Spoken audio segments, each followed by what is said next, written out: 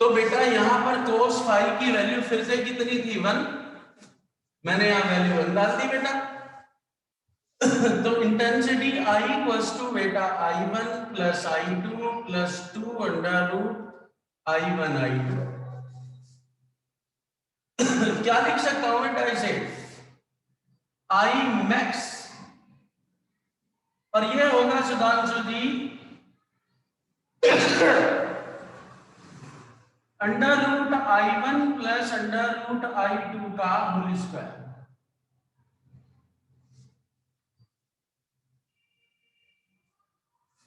ये बेटा under root I1 plus under root I2 का होल स्क्वायर है 2, तो ये बेटा फॉर्मूला बनेगा, या I max intensity equals to बेटा A प्लस बी का होल स्क्वायर। सिंपल सी बात, ये कंस्ट्रक्टिव है। यदि वेव्स उसी फेज में इंटरसेक्ट करती हैं, फेज डिफरेंस 0 होगा या फेज डिफरेंस 2n पाई होगा, n की जगह 0 रखो तो 0, 1 रखोगे तो 2 पाई, 2 रखोगे 4 पाई, ये फेज डिफरेंस है। ये बेटा path difference lambda upon 2 pi into phase difference. Path difference कितना हो गया बेटा l लैम्डा, एम्पलीट्यूड क्या होगा बेटा a प्लस बी, और इंटेंसिटी होगी बेटा a प्लस बी का होल स्क्वायर या under root I1 plus under root I2 का होल स्क्वायर। इसे क्या कहते हैं बेटा, इंटेंसिटी।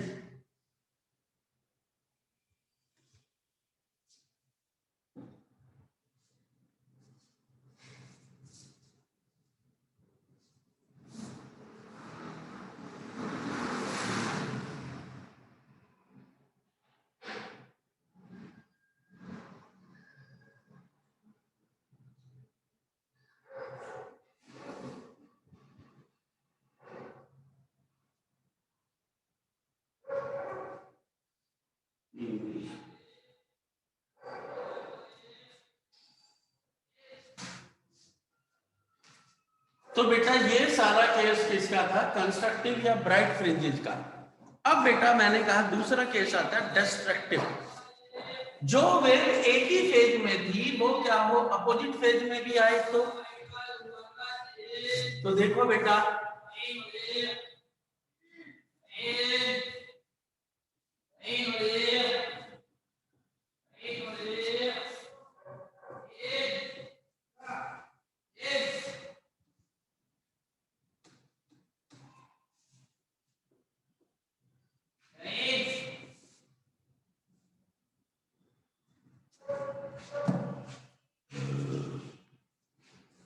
तो दूसरा केस था बेटा डिस्ट्रक्टिव, या इसे कहते हैं बेटा डार्क फ्रिंज।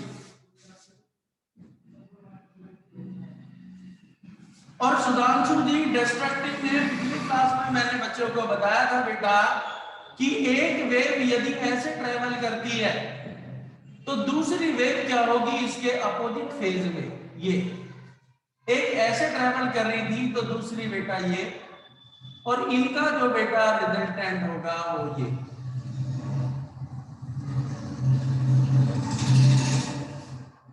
इसे बेटा डिस्ट्रक्टिव कहते हैं, डिस्ट्रक्टिव। अब यहां पर कोस फाई क्या होगा बेटा, मिनिमम,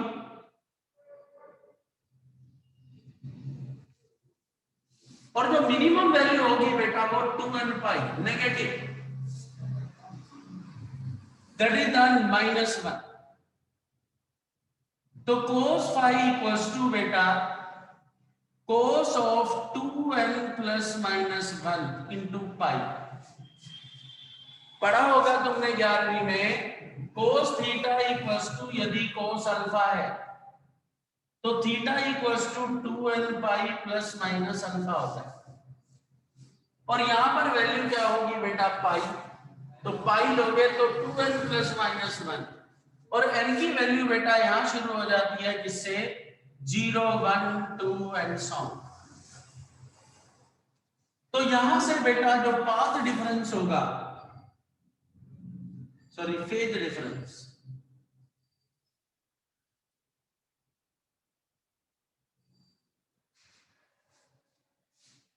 इन दोनों को इक्वेट कर दो बेटा 5, तो फेज डिफरेंस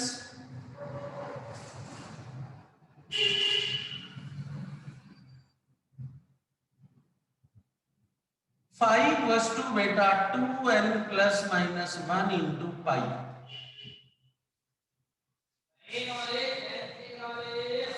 बट अभी मैंने कहा था पाथ डिफरेंस किसके बराबर था? Lambda upon 2 pi into phase difference. तो path difference lambda upon 2 pi into 2n plus minus 1 into pi. तो path difference equals to 2n plus minus 1 into lambda by 2।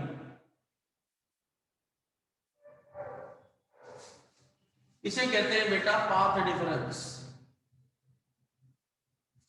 अब बेटा एम्पलीट्यूड, तो ब्रेवियर cos फाई की value क्या है आपकी बात?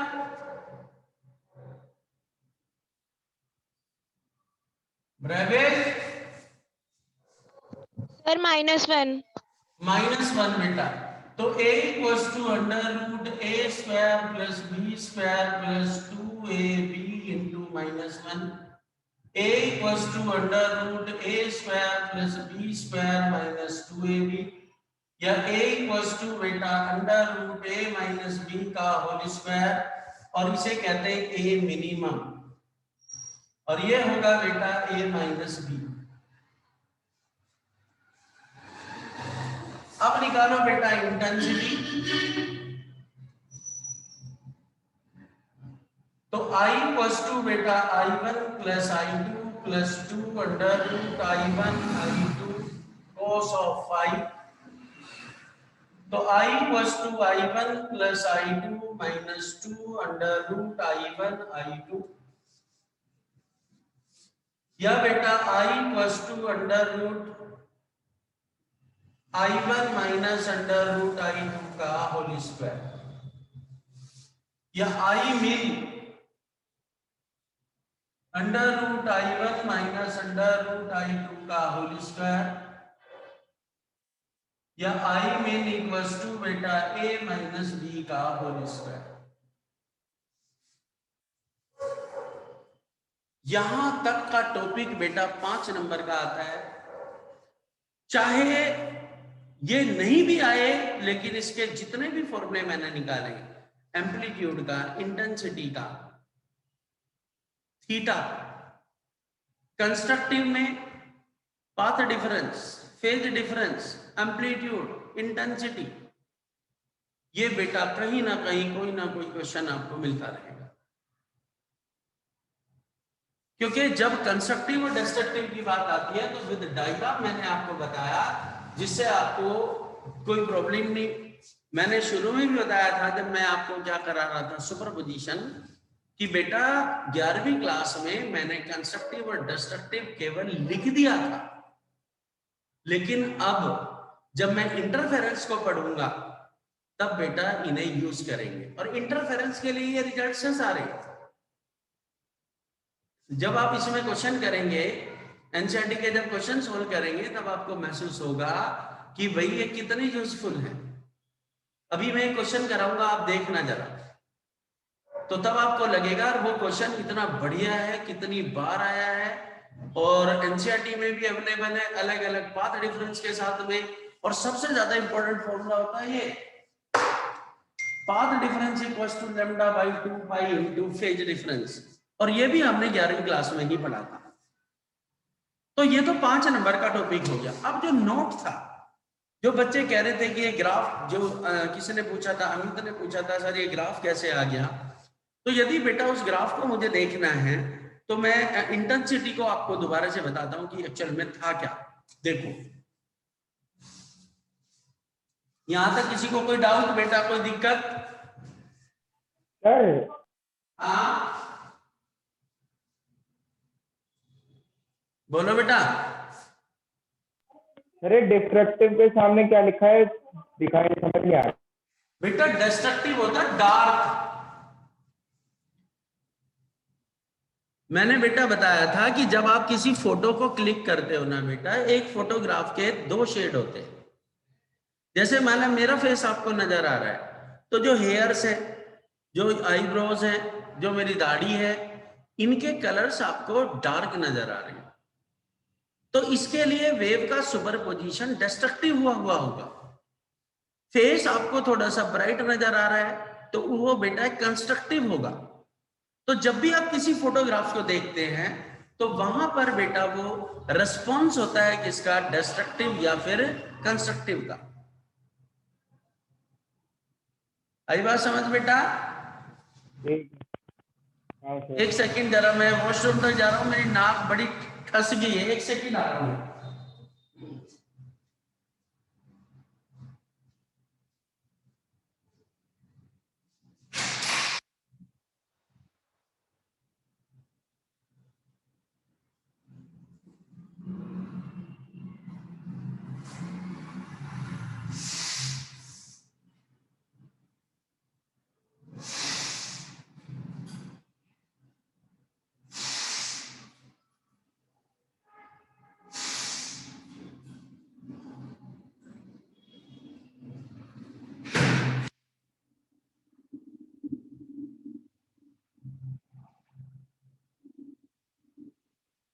जुकाम 1 मिनट में हो जाता है बेटा, और इसे जाने में कम से कम 10-12 दिन लगते हैं।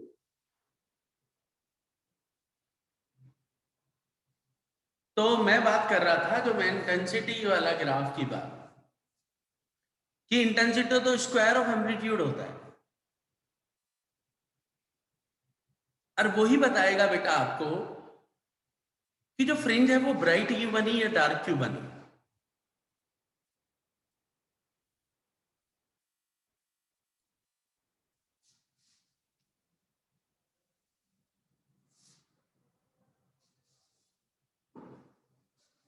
देखो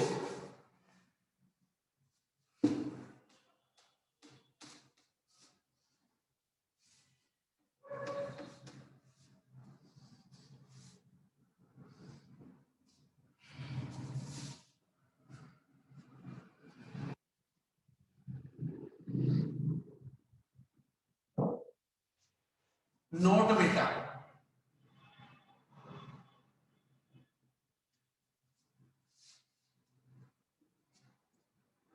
since intensity I equals to होता है बेटा I1 plus I2 plus 2 under root I1 I2 cos of five. For monochromatic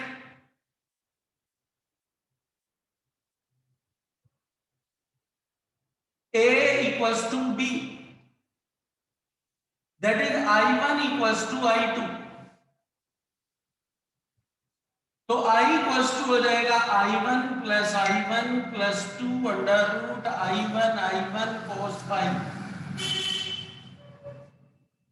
तो I इक्वल्स टू बेटा 2I1 plus 2I1 cos of five.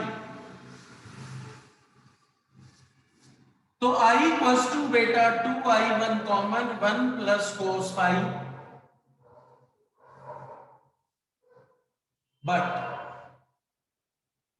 cos 2 five equals to क्या होगा बेटा, 2 cos square 5 minus 1, तो 1 plus cos 2 five equals to, या A ले लेता हूं,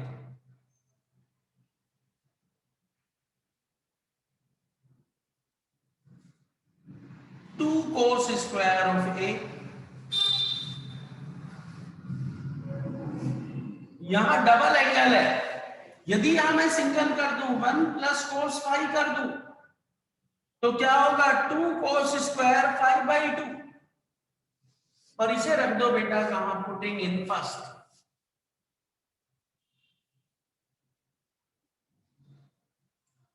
तो I इक्वल्स टू बेटा 2I1 into 2 cos square of 5/2 I equals to बेटा 4i1 cos square of 5/2, I directly proportional to cos square 5/2। और बेटा cos स्क्वायर का ग्राफ बता दे क्या होता है अमित। cos स्क्वायर का ग्राफ बेटा ऐसे ही बनता है यू। क्यों भाई Amit? Yes sir. cos square का ग्राफ कैसे बनता है बेटा?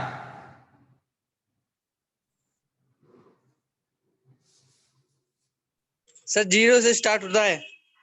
cos स्क्वायर का बदतमीज, cos 0 पर तो मैक्सिमम वैल्यू होती है 1 बेटा। जी सर। तो बेटा जब 0 वैल्यू डालेगा तो मैक्सिमम थी।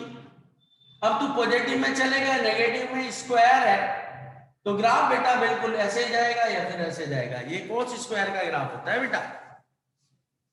Okay sir.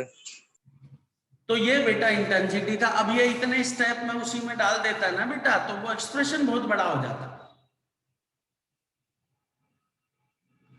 अब बात आती है बेटा यहाँ पर क्वेश्चंस की।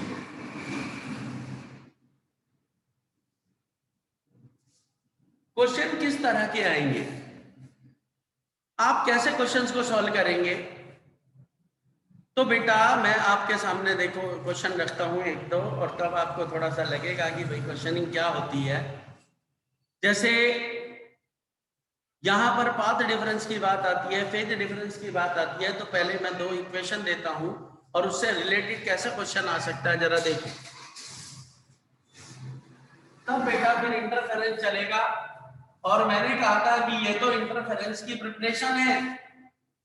3 फिनोमिनन बची हुई है, एक इंटरफेरेंस, एक डिफ्रैक्शन, एक पोलराइजेशन। तो बेटा जी क्वेश्चन है मेरे पास, 2 waves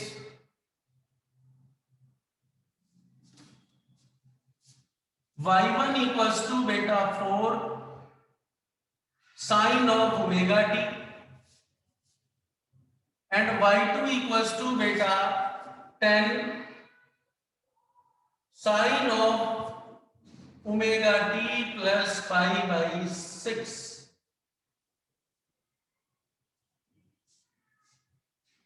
are going to superimposed find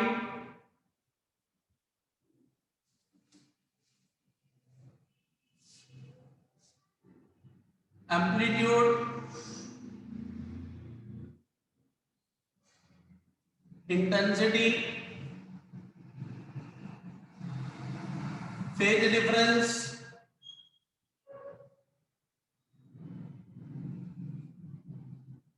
path difference।